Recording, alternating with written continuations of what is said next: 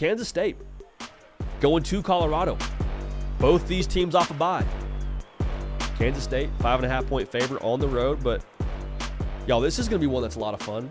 And I did not think this game would be I'll rephrase that. We had Colorado with a one-loss situation heading into this game in our preseason predictions. I did not think Colorado, as the year wore on, would be in the position they're in right now. So if that makes me a hater, I mean, I guess I'm a hater. College football sickos, massive Week 7 on deck. Once you subscribe, we'll have game predictions. We will have reactions. We will have analysis all throughout the week and throughout the rest of the beautiful thing that is the college football season. We appreciate you in advance for being subscribed.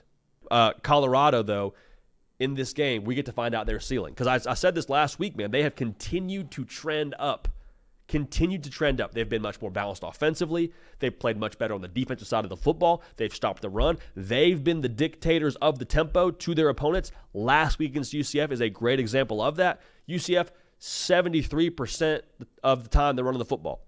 They weren't able to really get into that kind of mode because Colorado scored and saying, okay, you got to chase us now. You got to throw the football. Can you do that? Got them out of their rhythm, got them out of their style. Can they do the same thing to Kansas State? Because Kansas State now, look at the big picture. If they drop this game, their second Big 12 loss, Jerry World isn't out of reach when it comes to playing for the Big 12 title, but you're kind of like, all right, I got to squint a little bit harder to really see us in that game. Going to take maybe a little bit of help to get ourselves into that game. And Kansas State right now, too, second best odds to win the conference. Like if Colorado takes down Kansas State, we're talking about Colorado, I think, in a brand new way. And the folks that have been shouting from the back row or been back in the comment section saying, hey, Colorado, man, we're a Big 12 title contending team. And you can make a case, you can talk yourself through that path. But if you beat Kansas State, you're like, okay, yeah, hey, here's the mic. Say what you want to say, brother. Because, I mean, y'all are at that point in time on the money with Colorado being a Big 12 title contender if you take down one of the Big 12 title contenders. All right? This is going to be a very impactful spot, I think, for the Big 12 because only one Big 12 team, I think, is making the college football playoff.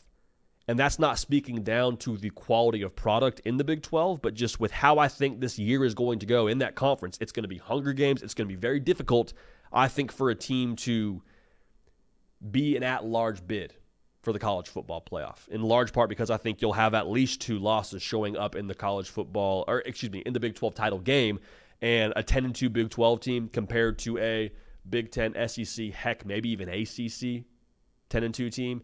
I don't think you get the nod. My feel on this, we'll see what happens. But again, Kansas State at Colorado, the fact that both get this game off a bye, I can't wait for it, man.